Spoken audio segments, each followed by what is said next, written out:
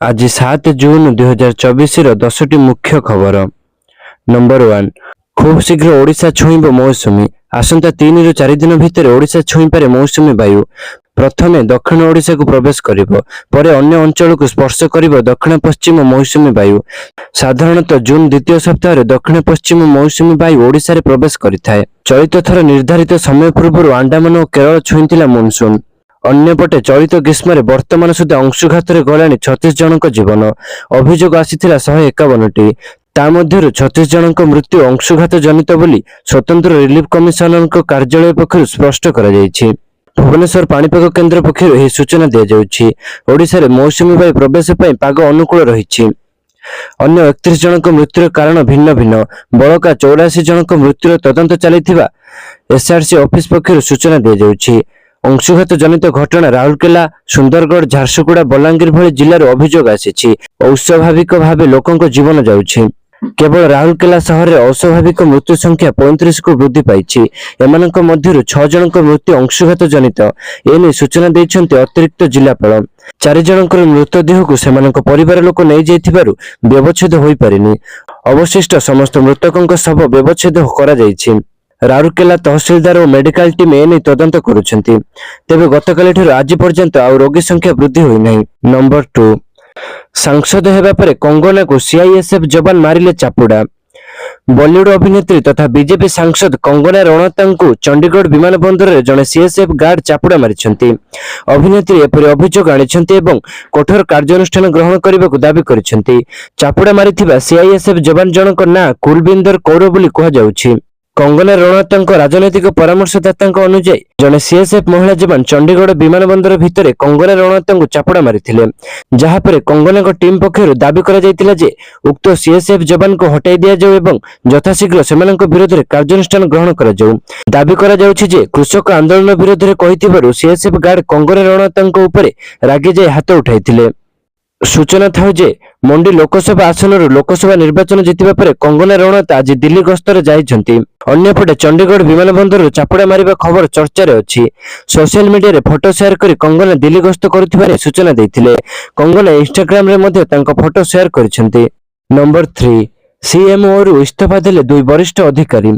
ओडिशा रे बीजेडी सरकार अवसान घटिबा परे राज्य रे भिन्न भिन्न दृश्य देखिबाकू मिलुछि।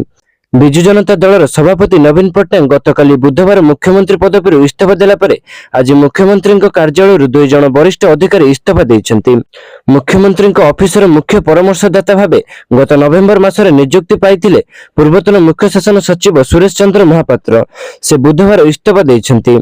तांको इस्तीफा को साधारण प्रशासन विभाग ग्रहण करि नैछि। सेहिभଳି पूर्व मुख्यमंत्री ऑफिस मुख्य परामर्शदाता भाव काम करुथिबा आर बालकृष्ण मध्य इस्तीफा देइछन्ति। तेबे एही 2 जन आईएएस ऑफिसर मुख्यमंत्री कार्यालय रे कार्यकर्ता थिले। दुहे मुख्यमंत्री परामर्शदाता भाव कार्य करुथिले। एबे नवीन पट्टनायक मुख्यमंत्री पदरु इस्तीफा देबा परे 2 रिटायर्ड आईएएस ऑफिसर मध्य निज पदवी इस्तीफा देइछन्ति। सूचना योग्य ओडिशा रे दीर्घ 24 वर्ष शासन रहिबा परे मंगलवार बिजु जनता दल सरकार पतन घटिछि। 2024 निर्वाचन रे ओडिशा विधानसभा 147 आसन मध्यरु भारतीय जनता पार्टी एकाकी 78 आसन पाई बहुमत हासिल करिछि। बीजेडी को केवल 51 आसन रे संतुष्ट हेबाकू पड़िथिबा बेले कांग्रेस 14टी, स्वाधीन 3टी एवं सीपीएम गोटिए आसन पाइछन्ति। निर्वाचन रे बीजेडी हारिबा परे मुख्यमंत्री देइथिले इस्तीफा। एही वरिष्ठ अधिकारी माने देइछन्ति इस्तीफा। नंबर 4, जून 9 तारिख रे प्रधानमंत्री भावे शपथ नहीं पारंती नरेंद्र मोदी। जून 8 रे नुहे बरं 9 तारिख अर्थात रविवार दिन प्रधानमंत्री भावे शपथ नहीं पारंती नरेंद्र मोदी। तृतीय थर पर भारतर प्रधानमंत्री भावे शपथ नेबे मोदी। जातीय गणमाध्यम पक्षर जारी करा जायतिबा सूचना अनुसार रविवार संध्या 6टारे मोदी प्रधानमंत्री भावे शपथ नहीं पारंती। यह पूर्व जून 8 तारिख रे मोदी शपथ नेबे बोली चर्चा जोर धरिथिला। हेले वर्तमान पर्यंत एने विधिवत भावे कौनसी सूचना जारी करा जाय नहीं। एही लोकसभा निर्वाचन रे बीजेपी संख्या गरिष्ठता हासिल करि पारि नाही, जहा पर सरकार गठन को नै अनेक कल्पना जल्पना करा जायथिला। यह पूर्व बुधवार एनडीए बैठक रे नरेंद्र मोदी प्रधानमंत्री प्रार्थी भाबरे निर्वाचित होइथिले। एनडीए रे शामिल समस्त दल निज समर्थन पत्र जेपी नड्डा को देइथिले। नंबर 5, पराजित प्रार्थी को नै नवीन निवास रे समीक्षा बैठक। ସାଧାରଣ ନିର୍ବାଚନ 2024ରେ ବିଜୁ ଜନତା ଦଳ ବିଜେଡିର ବିପର୍ଯ୍ୟୟ ପରେ ଗୁରୁବାର ପରାଜିତ ପ୍ରାର୍ଥୀମାନଙ୍କୁ ନେଇ ନବୀନ ନିବାସରେ ସମୀକ୍ଷା ବୈଠକ ହୋଇଛି। ଏହି ବୈଠକରେ ସାଂଗଠନିକ ସମ୍ପାଦକ ପ୍ରଣବ ପ୍ରକାଶ ଦାସ, ଫୁଲବାଣୀ ବିଧାନସଭା ଆସନରୁ ପ୍ରାର୍ଥୀ ଜୟଶ୍ରୀ କହରଙ୍କ ସହିତ ଅନ୍ୟ ପରାଜିତ ବିଧାୟକ ଓ ସାଂସଦ ପ୍ରାର୍ଥୀ ଯୋଗ ଦେଇଛନ୍ତି। ଗୋପବନ୍ଧୁ ଦାସ, ରବୀନ୍ଦ୍ର ଜେନା, କୌଶଲ୍ୟା ପ୍ରଧାନ, ଦେବୀପ୍ରସାଦ ମିଶ୍ର, ଅତୁଲ ସବ୍ୟସାଚୀ ନାୟକ, ରୋହିତ ପୂଜାରୀ, ପ୍ରୀତିରଞ୍ଜନ ଘଡାଇ, ପଦ୍ମନାଭ ବେହେରା, ବିଶ୍ୱବ୍ରତ ରାଉତରାୟ, ବିକ୍ରମ କେଶରୀ ଅରୁଖ, ଶ୍ରୀକାନ୍ତ ସାହୁ, ପ୍ରଭୁ ଜେନି, ବିକ୍ରମ ପଣ୍ଡା, ସୁଭାଷ ବେହେରା, ଅଶୋକ ପଣ୍ଡା, ସୁଶାନ୍ତ ବେହେରା ପ୍ରମୁଖ ବୈଠକରେ ଯୋଗ ଦେଇଛନ୍ତି। ସେହିପରି ପରାଜିତ ସାଂସଦ ପ୍ରାର୍ଥୀମାନେ ମଧ୍ୟ ନବୀନ ନିବାସରେ ଆୟୋଜିତ ବୈଠକରେ ଯୋଗ ଦେଇଛନ୍ତି। ସେମାନେ ହେଲେ ରଞ୍ଜିତା ସାହୁ, ମନ୍ମଥ ରାଉତରାୟ, ପ୍ରଣବ ପ୍ରକାଶ ଦାସ, ଅଭିନାଶ ସାମଲ, ଶମିଷ୍ଠା ସେଠୀ, ରାଜଶ୍ରୀ ମଲ୍ଲିକ, ପ୍ରଦୀପ ମାଝୀ, ମଞ୍ଜୁଲତା ମଣ୍ଡଳ, ଲେଖାଶ୍ରୀ ସାମନ୍ତ ସିଂହାର ନବୀନ ନିବାସରେ ଆୟୋଜିତ ବୈଠକରେ ପହଞ୍ଚିଥିଲେ। ନମ୍ବର 6, ରାହୁଲ ହେବେ ବିରୋଧୀ ଦଳ ନେତା। ପ୍ରକାଶ ପାଇସାରିଛି 2024 ଲୋକସଭା ନିର୍ବାଚନର ଫଳାଫଳରେ ବିଜେପି ଦେଶର ସର୍ବବୃହତ ଦଳ ଭାବରେ ଉଭା ହୋଇଛି ଏବଂ ଏନଡିଏ ସଂଖ୍ୟାଗରିଷ୍ଠତା ହାସଲ କରିଛି। ସେହିପରି ଇଣ୍ଡିଆ ମେଣ୍ଟ ମଧ୍ୟ ଅତି ଚମତ୍କାର ପ୍ରଦର୍ଶନ କରିଛି। ତେବେ ଏହାରି ଭିତରେ କେନ୍ଦ୍ରରେ କିଏ ସରକାର ଗଢ଼ିବ ଚର୍ଚ୍ଚା ଚାଲିଥିବା ବେଳେ ଲୋକସଭାରେ ବିରୋଧୀ ନେତା କିଏ ସେ ନେଇ ଚର୍ଚ୍ଚା ଉଠିଛି। ଏହାରି ଭିତରେ କଂଗ୍ରେସ ନେତା ରାହୁଲ ଗାନ୍ଧୀଙ୍କୁ ନେଇ ଏକ ବଡ଼ ଖବର ସାମ୍ନାକୁ ଆସିଛି। ଏକ ଜାତୀୟ ଗଣମାଧ୍ୟମର ରିପୋର୍ଟ ଅନୁସାରେ ଇଣ୍ଡିଆ ମେଣ୍ଟ ଲୋକସଭାରେ କଂଗ୍ରେସ ନେତା ବିରୋଧୀ ଦଳ ନେତା କରିପାରେ ବୋଲି କୁହାଯାଉଛି।